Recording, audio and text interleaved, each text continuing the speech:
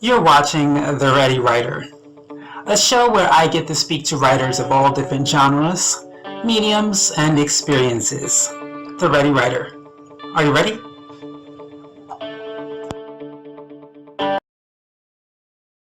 Hi, and welcome to The Ready Writer. I am your host, Casey Bell, and we are celebrating with the Black Children's Book Week. Today's author is Nakia Montgomery. Let's get the show started. So, my first question for you, being that you are an author, was that ever something in your childhood you dreamed of being, or was this something that later happened in life? No, always wanted to do it. Always was interested. Um, Always been a dream of mine because I've always loved reading and writing. Always. Can you hear me? I Yes. think that's what I'm wanting to know. You can hear me fine? Yes. Okay. Yes. Yes. So, Always wanted to write. so when did you first start your step into publishing? 2019, officially. When I took the leap, the step, and it was after corporate. You know how you've been in corporate for so long, the grind of having done. For me, it was one side medical, the other side was finance, and I wasn't fulfilled. You know, you go to work, you work sometimes past your 8 to 10 hours, sometimes 12. There's the hustle of overtime. And even though I was getting a paycheck, you know, often I would hear people say, you know, you love something when the paycheck and the money doesn't matter. And it would always go back to writing. It would always go back to what do you love? What's your passion?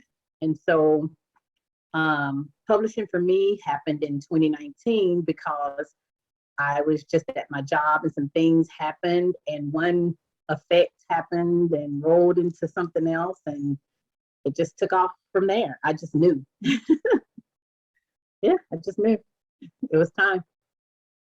So what exactly would you say happened? Did you take workshops? Did you just jump right in? Did you ask questions, read books? How did you first get into the knowledge of publishing books? Well, actually, I have to credit to my daughter because what happened is, so to give you a little backstory, she happened to have gotten pregnant with my first grandchild, which is my grandson, Levi. And even though I had always wanted to write, I used to think that I was going to write more seductive stories, like your grown adult stories. I used to think they were going to be salacious. And but when she had him and he was born, he had a character all his own. And there was something about him that just took off. And so one day she and I were talking, and I said to her, I said, there are not enough representation or characters out there like this little boy. And so for me, talking with her, and then of course, she being an English teacher, we just got to talking. She said, Mom, if you're serious, I'm going to jump on this bandwagon with you. And she started doing some of her, like she always does, her reading and just trying to figure out, you know, what can we do to make this happen. She actually looked into a publishing company. So we actually are self-published, where we found a company that would help us get, you know, kind of published. So we've actually done a lot of reading, and to her, you know, her knowledge of some things, because what she really wants me to do is focus more on the writing. And so her being the editor in chief, she did like some background reading up on how can we take this to the next level. And to her knowledge, she's done some reading and finding out the easiest way for us to get these books out there. And so that's how we really come to publish these books, because of my daughter, Bree. And that's how I've been able to kind of catapult myself into this arena. Yeah. And that's amazing. I like that story. I have a similar story. I always thought I would never do anything with children, and then I got nieces and nephews, and it was kind of like Yeah. it just happened. It wasn't. I remember someone telling me, and I was like, I don't do children. Like, like not in like not in a mean way. It was just No, right. no, that's not my style. So talk about the title of your book. Your grandson is the inspiration behind it. What is it Yes. about? Oh my goodness. So here's the thing. I actually wrote 6 books, because what we do is I write 6 books at a time and we make it a collection. And I try to write in an order so that as you get the books, it tells you an actual story where you can follow a storyline. So there's a book called Me, and then there's My Family. Levi Goes to the Potty, because it's following or channeling his life from birth, and it's going to follow him throughout his life. It's going to journey things that he goes through, things that he will have to triumph, over. And it's interesting because when he was born, you know how sometimes you give a child a nickname or you start calling them something. And so in the beginning, I was calling him Toonk. And because he's so curious, he's mischievous in a way. He has this way of understanding reality. He's a child that may have the pretense of understanding between what is pretense and what is reality. But it was interesting how when I started writing, I gave Toonk the character to be that role model and that subconscious and that person that he will look at or mirror. So in the book, there's Levi, and it's like he's looking at himself, the person that he looks to, that he wants to be, the person that he's going to grow into. So you're gonna see 2 persons or 2 people. So it's like yourself. If when you get up, you see yourself in the mirror, but you may say, well, who do I want to see myself as I grow up? Like right now, he's not fully developed. So he's not going to understand who he's going to be at 16 or 18. And so there's a crown that we have Toonk wearing, because eventually as the story develops, you'll see that the crown will start to sit on the child's head, where he will finally be able to wear the crown fully, because he's going to become more of seeing himself as a king, because we want our young boys to see themselves as kings. We want them to relate in the story that you're not what society says or put on you. And so as I'm writing this book, I want my grandson to see positive images of himself. Because like right now, as he's probably saying no, as he's probably saying to mom, I don't want to do this, Toonk actually in the book gives him positive reinforcement. He gives him, another way to be able to see mom and dad telling him something good. There's a character that I am in there, as his Gia, that's what he calls me. There's Pop, his, granddad. So there are different things and different stories in him, but Toonk becomes like that alter ego, that subconscious that he hears, that he listens to, that tells him, hey, let's not do this, and it's in the child form and in the child voice, because children, even though, and I got the idea because when I was growing up, to get away from some of the things that I dealt with having a big family, I used to have a pretend friend, but I thought, well, wouldn't this be nice and wouldn't this be neat if I gave him someone though that looks like him? Because for me growing up, my pretend friend didn't look like me. I had someone that looked so totally different. So I said, I wanted to look like him. So when children actually, literally, there have been people who have bought the book. When they see it, they go, oh, that's Levi, because they see him and they relate to it and they're able to see it. And the difference is because he has the different hairstyles, like our children with their hair, for Levi, I leave his hair as the natural curliness, but then for Toonk, I give him the braid going back. So he's able to see himself in two different forms. And so that is the idea that I have going forward for him. So he can see these positive reinforcements and how he looks in the mirror, how he looks going forward, growing up, how he's going to look like right now with him being 4, but how he will look at 8, or how he's going to look at 10, because the images are going to change. You know, I don't know, he may end up, you know, growing hair on his face. So, you know, Toonk is going to be that person that's going to say, is that a good idea? You know, should we do this? You know, is this going to make sense? And this is going to help, you know, Levi as he journey, and for children when they read this book to go, oh, is this something Levi would do? Is this something Toonk would say for Levi to do? And so as I'm building the relationship between Levi and Toonk, which is his voice, because he's listening to his voice, I want other children to be able to start asking themselves these questions, you know, start to say to themselves or to hear their own voice. Because sometimes I think, even though our children, as they're growing up, you know, we often will say to our children something to do, but are we trusting our children to be able to do it when we're not around, to hear their own selves, to hear their own inner voice? So that's what I'm doing in the book. So, and when he's reading the book, he goes, Mommy, or Gia, that's me.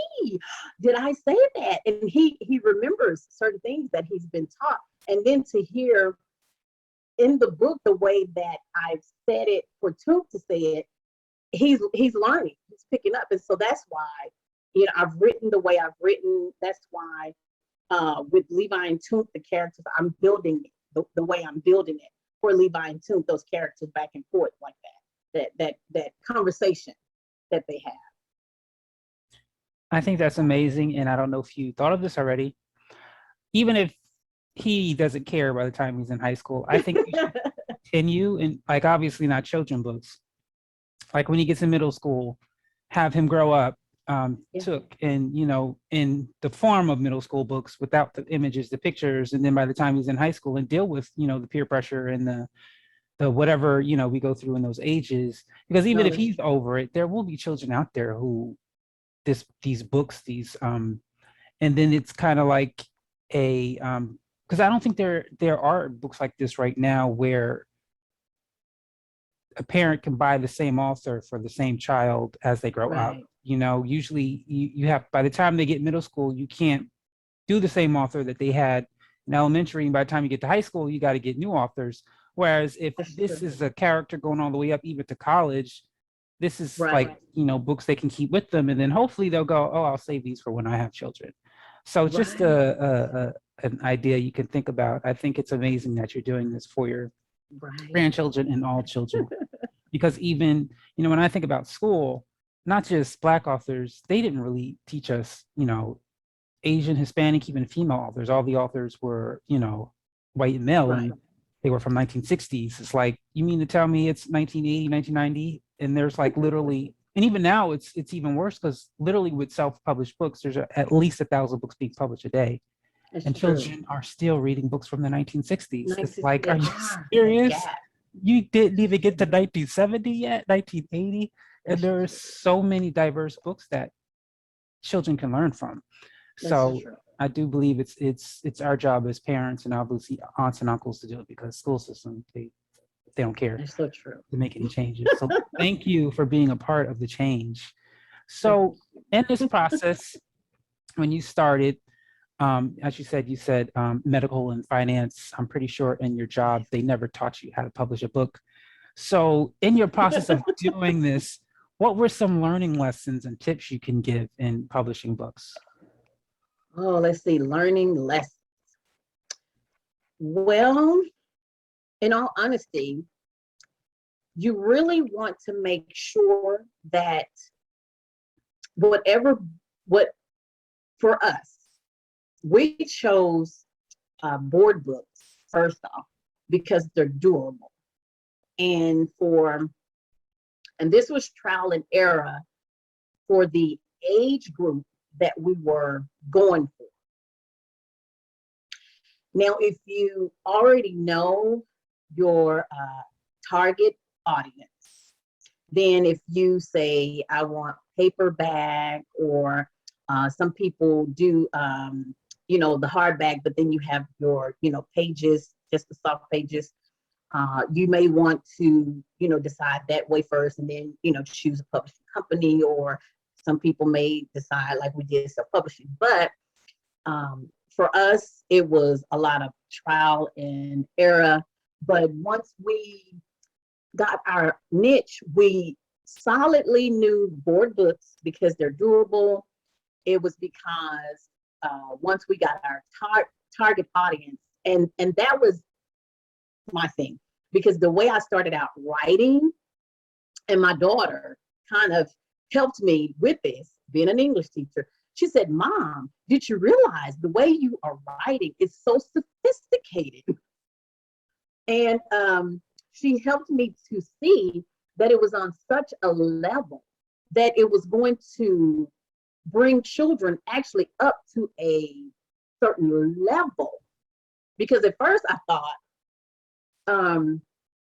starting out writing Levi and Toonk books, because he was newborn and I was writing his life starting at the beginning, I thought, oh, okay, I'm going to appeal to toddlers like 2 and 3. But we later found out it's really older, and you can buy the books and start reading at 2 and 3, but you can pick up this book and read it and enjoy it and laugh and have a good time.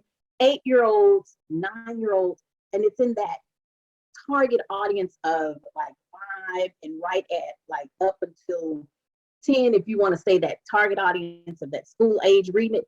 But the board book itself, when we decided publishing.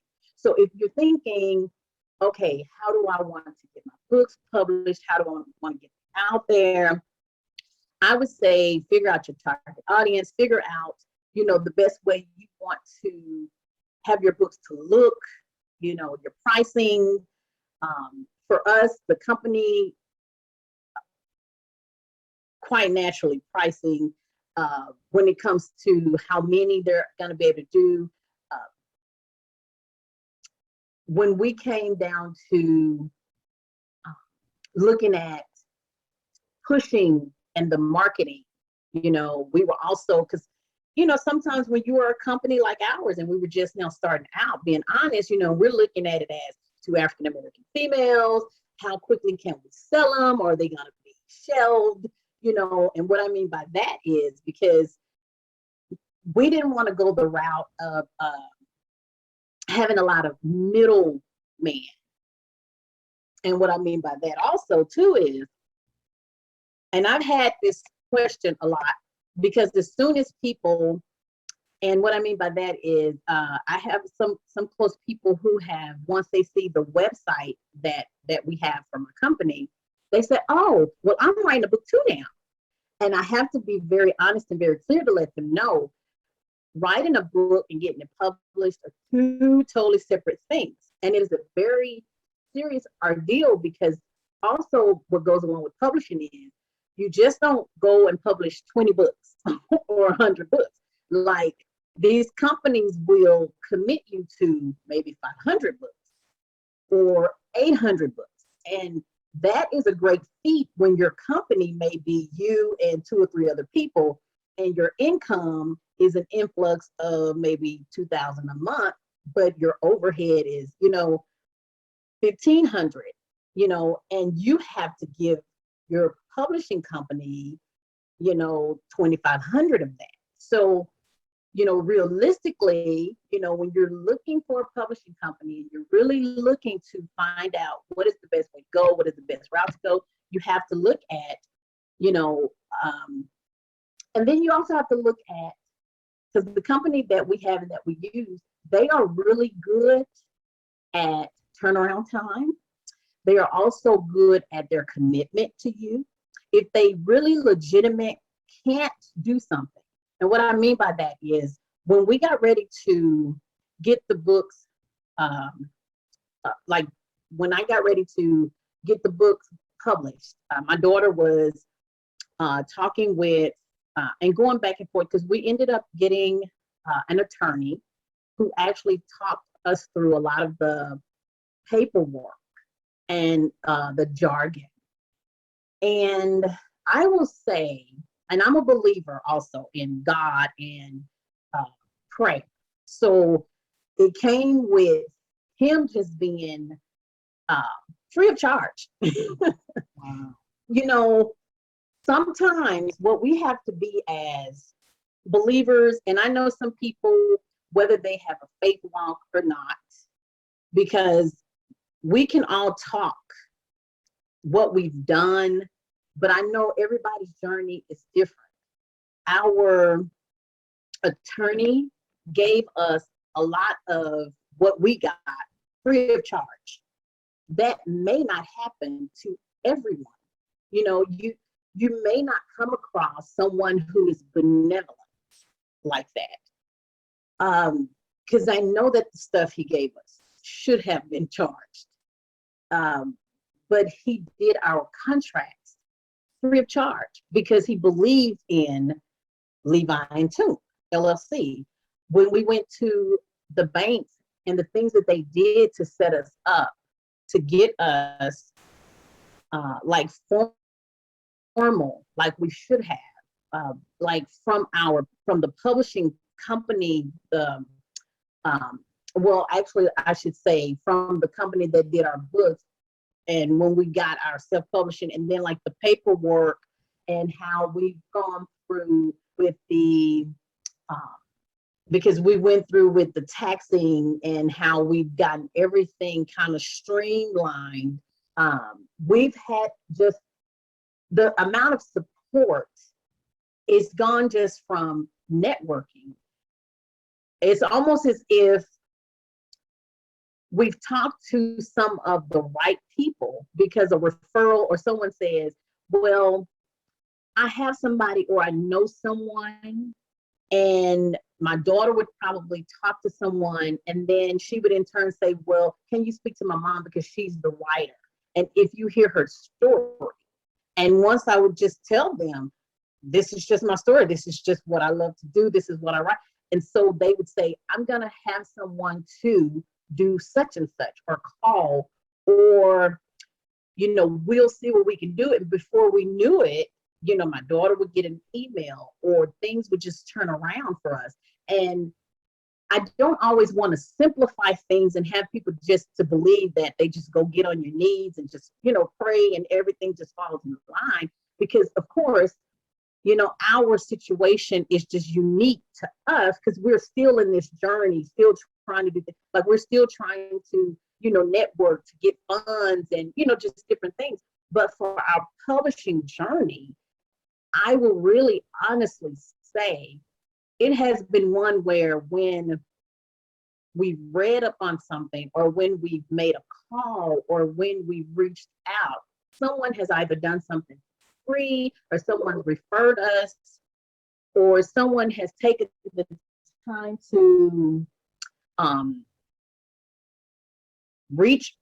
they've reached out, and they've allowed us, you know, to tell them what we wanted, and they've been like a friend to Levi and Toonk and partnered with us. I guess if that makes sense.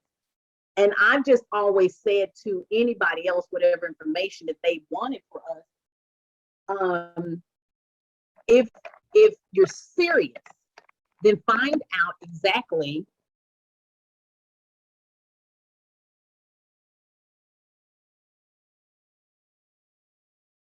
so the publishing, yes. You But said we were able to get a lot of help and information through countless of people who just jumped on just because of our story, just because of our commitment. And my daughter, like I said, she did a lot of the legwork, and we have just been extremely, extremely blessed outside of just even, like we say, the downfall and down spiral of the pandemic. But the publishing side of it, and I kind of thought that it was, I don't want to put it out there like it's not hard and grueling, but I really thought that it was going to be a lot harder. For some reason, I thought it was going to be a lot harder because naturally, when I was, or before I, wrote anything in book form and got it like self-published, I just always used to think it was so far away. And so I just used to think, how do people get books published? And I used to always think that you had to have a large publishing company. And I always used to feel as though if you didn't have a big publishing company, you couldn't have your book published. I wouldn't ever have a physical copy of my book. I just always thought it was so far away or so foreign. But when my daughter did the paperwork and she just filled it out, and it was just like bingo bango, and we just paid our monies and all this other stuff that goes along with it. We took the names of the different books that I had already written, and then there's some other things because it's a little bit of jargon that they have on the paperwork itself. Because any book that I have, let's just say, for instance, you see my book and you feel like, oh, well, I think I'll just go and tingle with her book. No, you can't. Because we've literally, we've filed it, because you have to file it, and present it. And it's interesting because my daughter is a resident of California and I'm a resident of Texas. And what we started finding out is because we have the Levi and Toonk LLC, reading up on a lot of different things, there's paperwork that you do. And we formally have a lot of things that are more California based because of how she does the paperwork. So that's another thing you have to be thoughtful and mindful of, depending on your area, where you are, where you live. If you have different entities of people who work for you and they're not particularly in your state. And so for us, we decided to go more for the California. Now it's interesting because, and then not to get too far off subject, but because we did that though, it made that decision, we found out later on it affects taxes differently. But you find stuff out, as you go along and as you move along, because of course California and Texas is different from Texas. But it's one of those things where when you're publishing and when you're getting into this business, and like I tell it, anybody, but again, that's because I love to read and I'm a reader. I'll read if it's on anywhere, I'll pick it up and read it just to be reading. But I tell anybody, read, because it's your company, it's your business, it's your book. And so you want to read and you want to find out what's going to be best for your book, what's going to be easiest for you, when it comes to publishing your book. Even if you go through a publishing company, some people are afraid to self-publish. I found that out. When I hear people talk about writing books, the first thing I hear is, I want to go with a publishing company. And I always think, really, why? And I find, or I hear sometimes, often, it's because people are afraid. And I don't know if it's because, and I may want to start asking that. I think that's going to be my question, because I never really ask and really say, well, why are you afraid to self-publish? But I think when they hear the word self and publish, it may sound like a hard feat. It sounds impossible. It sounds like, how do I self-publish my book? Or why would I want to self-publish my book? I think often too, people honestly feel that when you have a big publishing company, more things happen, the books take off. I think sometimes they look at celebrities and they assume and they feel celebrities, they have their book out there, they have a big publishing company behind them.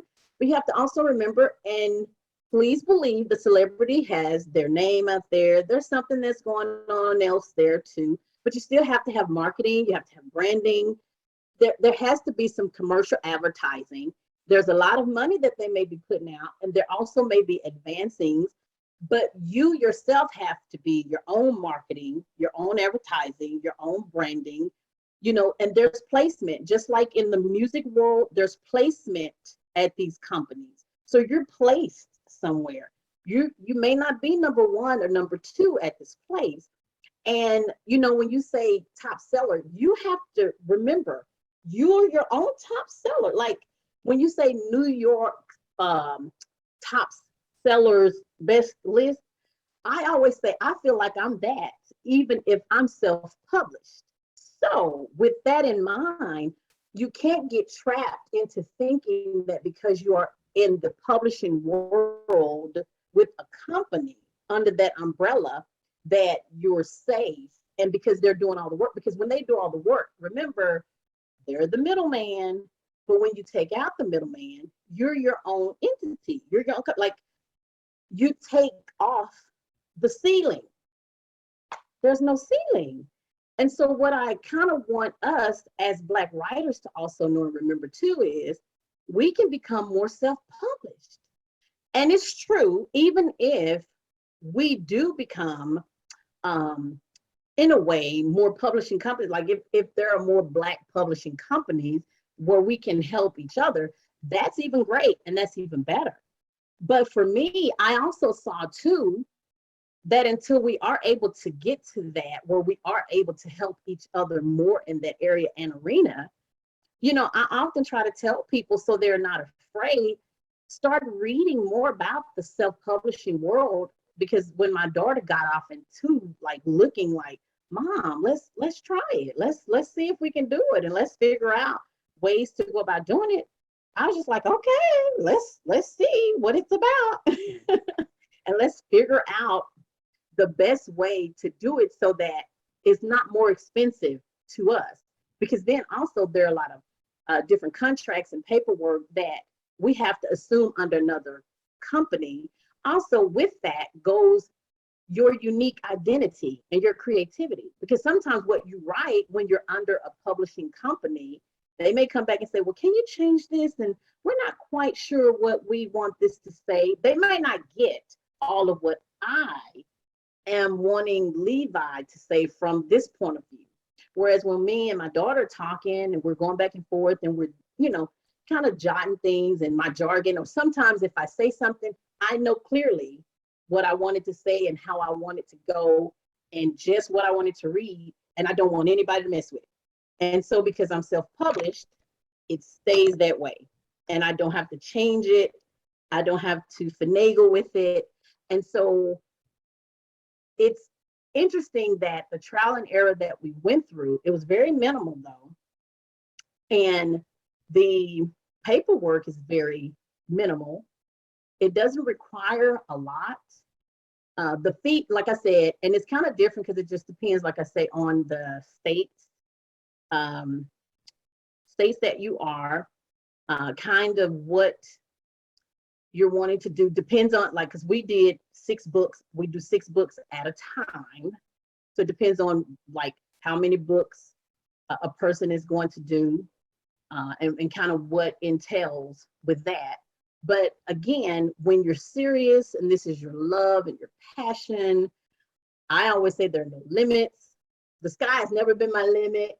Now I'm afraid to fly, but I will fly. And if I can get up there and keep going, I just say, read, you know, and make sure you do your homework about what is best for your particular book and company, especially if you have a company, because some people may not particularly have a company with this. They may just write, you know, just a book just for, you know, themselves, just to have a book for inspiration purpose.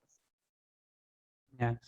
One other thing, I interviewed a writer sometime last year on my show, and her first book was published with the company, and they forced her to make changes, and she did it because, you know, she signed the contract and she was very unhappy.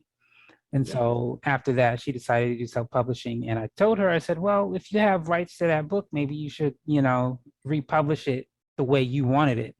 And one of the things I tell people is, first of all, once you get signed by a publishing company, it's easy. Getting signed by a published company is not easy. And it takes much money and time.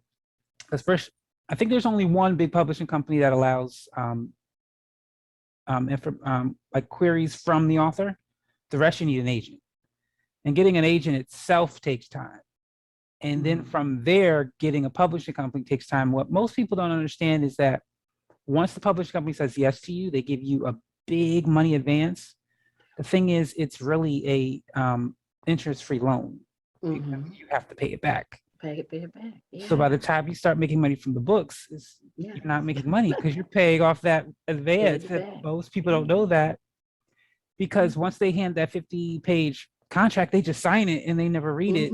And then when they start saying things like, oh, you got to change this, and you're like, wait a second, what do you mean? They just signed a contract agreeing that if we tell you to change something. And it's one of the things I always say, there's 3 ways of publishing. Research all 3 extensively, and then make a decision according to the cons you can live with. Yeah. Forget about the pros. Yes. Forget about the pros. Yes. What cons can you live with? Can you live with? That's the decision you make it by, because once the pros are over and the cons come in, now you're like, oh, goodness. And by then, especially when you sign a contract, unless you have the money to get a lawyer and get out of it, it's too late by then. You're in it. Yeah. That's true. And so what was it like? Because you're part of the generation of authors who, when you started, you had to learn how to market in a global pandemic. So you didn't have the author signings at the library or bookstores. You didn't have the book festivals to your leisure, as most authors do when they start. So how did you and your daughter become creative of marketing without getting out, staying home mostly? Well, that's a beautiful question. This is a very interesting question. I love this question. I'm gonna tell you why. Because in 2019, the world was my oyster. I was so happy and ready. And because of course, when I started writing Levi and Toonk, I was like, zoom, writing. And so from there, we were doing podcasts, and people were interviewing us, and people wanted us to there was outside of the podcast, some people wanted to write up excerpts on us and just little blogs and stuff.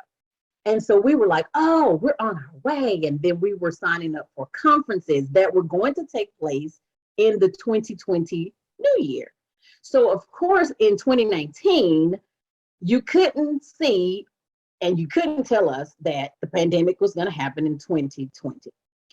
We had an illustrator that illustrated the first collection, and she helped illustrate and set up some of the things in the website. And so my daughter, of course, went in and finished the website, had it set up. We took pre-orders. We had everything just like going boom, boom, boom, boom. So a lot of the information we tagged on the website.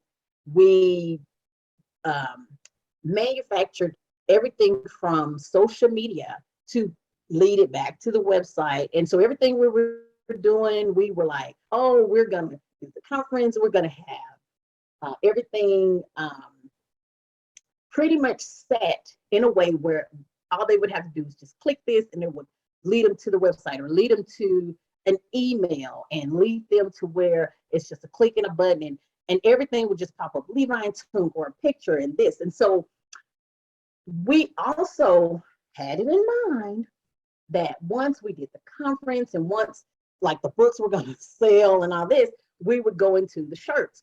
So what me and my daughter also did, we went into the concept where, okay, let's think of the shirt that we want, because we want to at least get a shirt for she and I, and wear it. So if we have the shirt, we take a picture of the shirt, and then we also did it was called like a pre-launch to let everybody know, okay, and this is how the shirts will look. We did some bags. And so we had like a party, which was, it was actually Levi's birthday and the pre-launch. So while we had children at this birthday, we took pictures so that we could put them on the website with the children having on the Levi and Toonk shirts and the bag. So this was also going to be marketing material. So people, when they saw the website, they could say, oh, not only do they have books, they're going to have shirts, they're going to have bags. Oh, we were just doing it. We were living it up. So here comes 2020, and all of a sudden the world starts to stop and goes to a screeching halt. And we're getting these emails and now conferences and the things that we're supposed to get ready to do, you're getting these flashes of, well, we're going to push the conference back, push the conference back. And we're thinking, oh no, like these conferences that we're going to attend, they were supposed to be the big conferences to kind of introduce us, because one of the moderators, and she's kind of a lady who's one of the officers of the conference, she also wanted us to be a part of this because she knew this would be our first year. And this is a conference where new mommies and mommies to be, return mommies, they come to this conference every year because they're looking for something new. They're looking for new toys, new books, and they just want to be in the know. And so she knew that this would be big for us. So in our minds, we're thinking, oh my God, we have to, like, some way, you have to still have this conference. Like, the pandemic cannot stop this particular conference. And so for the whole, I'm thinking April, May, June, me and my daughter are saying, okay, our books, because at this point, you know, we've had the pre-order, so we got to get the books out to people. It put the halt on the shirts and the bags. And so now my daughter says, okay, we have to switch up how we communicate with our audience. And so we start finding a way to say to people, because another thing we realize is when people go on social media, a lot of times they're going and they're clicking, they look at a picture and they go, oh, it's cute, click. And it's hard to get people to read. You know, you have to figure out ways to get people to read. You have children who, if they are readers, children will read. But when it comes to adults and parents, it's hard to get them to just read something that's going to, you know. And so my daughter said, we got to figure out a way to get their eye to go to it. So we started finding different ways to where when they would open up maybe the Facebook page, something would pop out or something would make them just go, oh, look at there. So we would try like maybe a picture or a quick video, something that would catch their attention in maybe the first 30 seconds or something.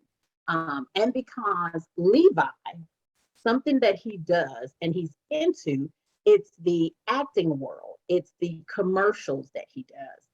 And so because people are so drawn to him and his life, and because that goes with what he does, literally in the book, like people are so drawn to what he does, whether it's commercial, we actually set up where he has his own page and we tie it to the Levi and Toonk page. So it's like a day in the life of Levi. So not only are you really seeing Levi and Toonk, the book, but you really get to see this is the boy child. This is the real life Levi, you know, because we figured if this is who I'm writing about and he's a real person, get to know the real person. So if we're drawing you in to know him, maybe you'll go to the website, maybe you will really see, no, he really exists. He is a real live individual. And so we kept figuring, okay, sometimes people may not read, but they'll look at pictures, they'll look at a video, they'll start to see something that is just not a bunch of words. We started putting up things for the parents to see that, okay, parents, you may not really look, but we're going to put it where you have to look for your child. And so my daughter said, okay, let's find another way. So Yale, they got wind and word of our books, and they wanted to do a reading of 2 of the books. And I thought, oh my goodness, why wow. So they had two actors to like do voices and everything, and they recorded it, and they had the books where it had sound, and I mean, I just thought to myself, oh my God, I like literally just broke down and cried because I thought, what? So it made it look like almost like PBS, and I just thought to myself, what wonderfulness! Literally something else out the sky from God's amazing grace. No money from us. We paid nothing. We pulled that. We put that on the website so that parents could allow their children to go on the website, and they had opportunity, even if they hadn't even bought a book, even if they had never purchased on our website. We said, hey, you guys, come here, have an opportunity to be able to audio hear two books for free, just not even buying it. If you like it, I promise you, you will like it. You will enjoy it. And so we had people coming. Then my daughter got another idea. And she said, you know what, Mom? Because nowadays, people sometimes feel I can just go on a website or go over here and listen to an audio sometimes. And this is how, because, you know, we assume with Pandora and the Spotify, you listen to your music. And even though you pay your little fees monthly, but a lot of children, if you give them something like your books to read, parents, once they find out my child likes this book or my child is interested in this book, parents are more apt to give what their children like and love and enjoy. So my daughter decided to read a couple of the books and download them on to the website so that as you come to our website, all you're doing is clicking onto the books so you can actually be able to hear. So you have an opportunity to hear the book before you read it. I mean, or hear it and read along before you even buy it or purchase it. And it gives you an opportunity or another way to be able to say, okay, this company and these people are really wanting our children or my child or my niece or my nephew not only to just read the book or just buy it, but they are really sincere and like honestly wanting to educate. Because what I say all the time when I send out something in my email signature tagline is educating our future children one book at a time. Because the language that I use, the versing, the words, you know, we honestly in our marketing and the way that we have a vocabulary list on the back. We actually market and we promote by letting them know that in schools, this is what they use. Like when they get older, LSATs, when they are looking to take tests, these are some of the words that they're going to have to know. Like there's poetry verse in what they're reading when they read, because the way I write, it's in poetry verse. So it's rhyming, it's rhythm. You know, they literally can go to the website, they can go to the Instagram, they can go to Facebook. And right now, if they were to click, they would see an events calendar. We have it set up where we try to make it so easy that they don't even have to click probably some words. They can just click a button where we have reviews. So people can give, like they've given testimonials and reviews to say, hey, you know, try the book or get the book. And from every little trial and error, because at first when we were putting everything out there, I said to my daughter and she said to me, oh, we don't want to inundate people and we don't want to push so much information where it becomes so overwhelming. And then people start to see it, but then they don't see it. It's like, okay, you see that. It's almost looking like every Walmart on the corner. So they all start to look the same. So we started to find a different way to say, okay, when you see us, you're happy to see us coming. And you just can't wait to see, well, what do they have to say today? And so we just pull back. And then now when something pops up, they go, oh, okay. And then the ears are like this. And they're like, okay, what do y'all got going on now? And so now, being a part of Black Children's Book Week, they're like, what is this about? And so we're marketing in a way, especially in the pandemic, when it was really tough, we were looking at putting bits and pieces of the book where when they would read it, they would have something, not only just to read, but something to learn. My daughter also implemented, what do you call them? The puzzle sheets, and that's the only way I can call it, where whatever some of the more complicated words or challenging words in the book, not only do we have the vocabulary list with the meaning, but it's in a vocabulary sheet. So it's interactive for the children. So when you go to our website, it's an activity sheet that you do. So you just read the book, you have the vocabulary word, the list, the meaning, and then you go, oh my goodness, now they're giving me something to do with it, to find the words that I just learned. There are different questions that she's asking that go along with the book, that relate to Levi, something that just happened in the story. She's giving them activities, that literally you will have to do, whether it's something with your family. For instance, like the Me book, because it's talking about him and introducing him. And then you get to learn how Toonk comes to be. And so it's taking the child who just read that book, and it's like implementing the child in the story. And so we're marketing all these different tools into the book, the website, and getting them involved, because now they're like, oh my God, I'm now a part of what's going on. We're actually getting them involved in our second collection and telling everybody, hey, you want to be a part of our second collection, and how we're going to move and boost ourselves, to get these next books out. So it's a lot of different things. It's like a challenge that we have going on. So there's so many things, like we have them challenged right now with the Black Children's Book Week, like getting them involved to become a part and get their children a part of what we have going on. So it's so many different things. It's like, I think we wake up some days, we just wake up talking and meeting about how can we figure out a different way to get people involved, especially during like you said, the pandemic. And that was a couple of ways and a couple of things that we did, because we didn't want to become stale or stagnant. And and honestly, I don't want to say I became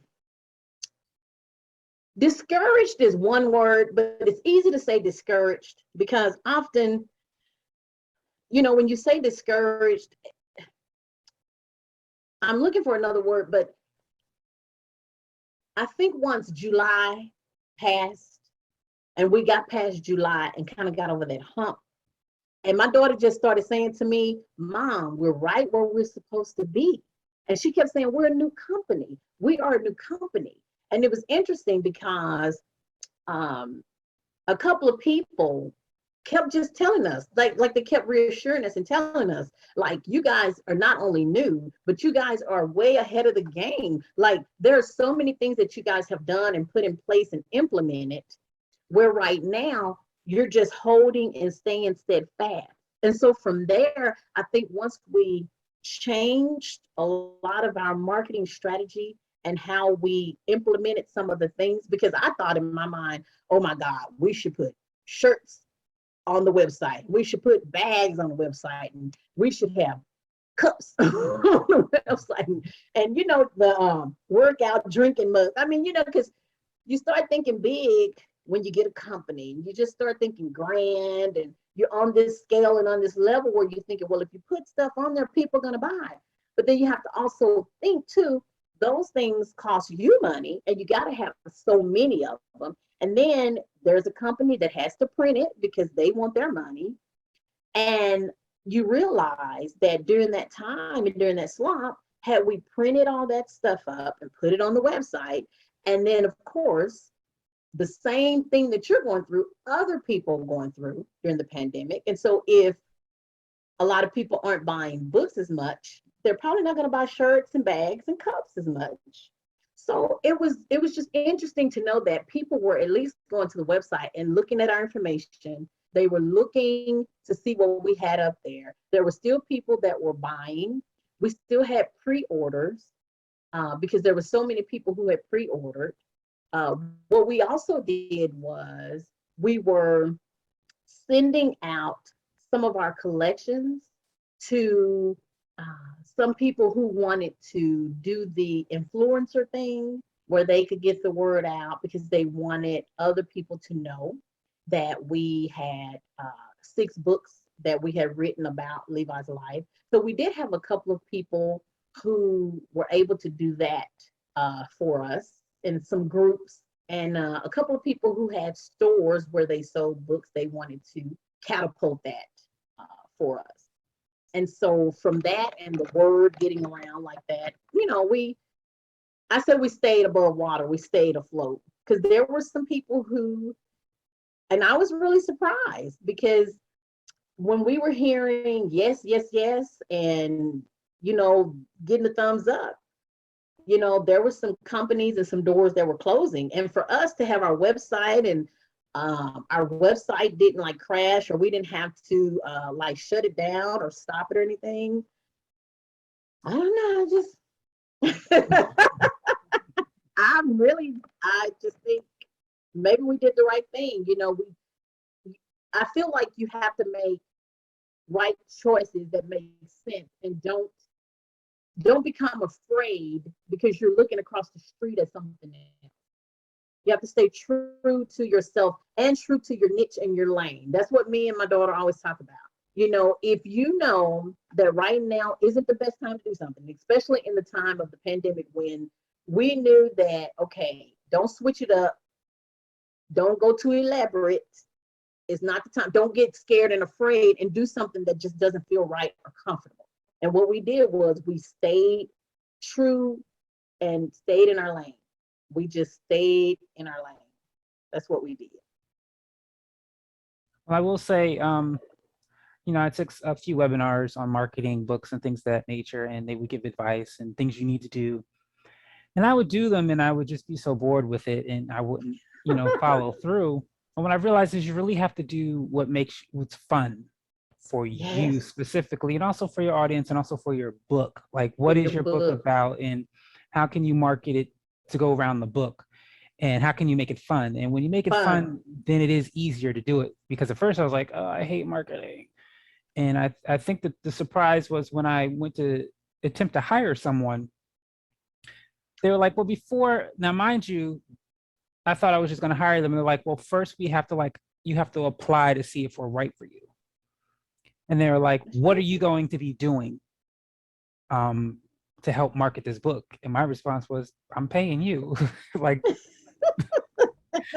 And they were like, well, yes, we still are expecting you to do half of the work. And I'm like, well, then I might as well just do it. Like, why am I going to pay you if I'm doing?